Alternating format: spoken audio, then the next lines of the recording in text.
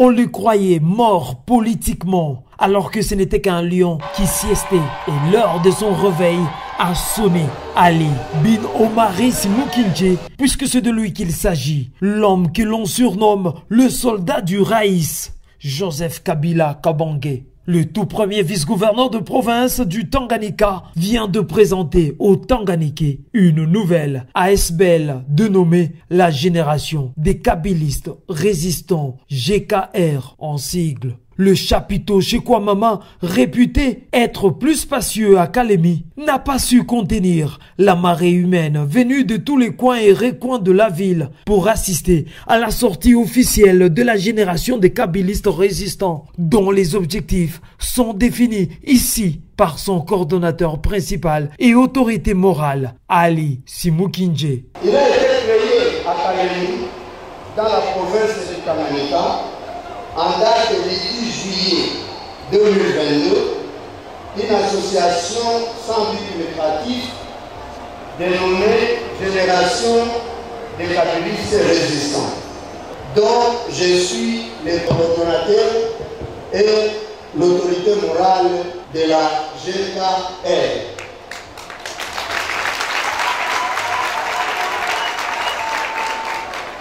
Ces objectifs sont purement sociaux, entre autres, promouvoir et pérenniser la vision et l'idéologie kabiliste, comme disait Mzee, prenez-vous en charge, promouvoir le nationalisme, les valeurs citoyennes et patriotiques, ne jamais trahir le Congo, encadrer les personnes vivant avec handicap et nos enfants vulnérables, former les jeunes de Dieu aux droits fondamentaux et au respect mutuel.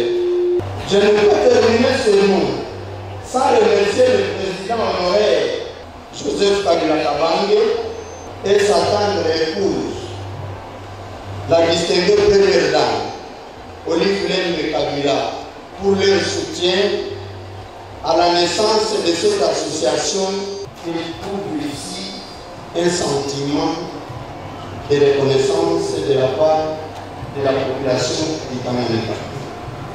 C'est avec le rapport que votre association Génération des Kabilistes résistants, GKR en sigle, va pouvoir s'étendre partout en République démocratique du Congo. Malgré l'absence observée de certaines autorités pour des raisons inavouées, la population, elle, a répondu favorablement à l'invitation de cet ASBL, remplissant de l'intérieur comme de l'extérieur l'espace Chekwamama devant les chevaliers de la plume. Ali bin Omari Simoukinje évoque les raisons de cette sortie officielle. C'est la sortie officielle d'une association que j'ai initiée avec mes amis, mes collègues, mes camarades. Il n'est jamais tard pour faire du bien. J'ai réuni tous les résistants kabilistes. On a échangé avec tous les résistants. Et on a jugé bon de créer une association là où tous les résistants kabilistes devaient, n'est-ce pas, se réunir ou se rencontrer. Voilà, je viens de créer un cadre là où tous les résistants kabilistes doivent, n'est-ce pas, se retrouver.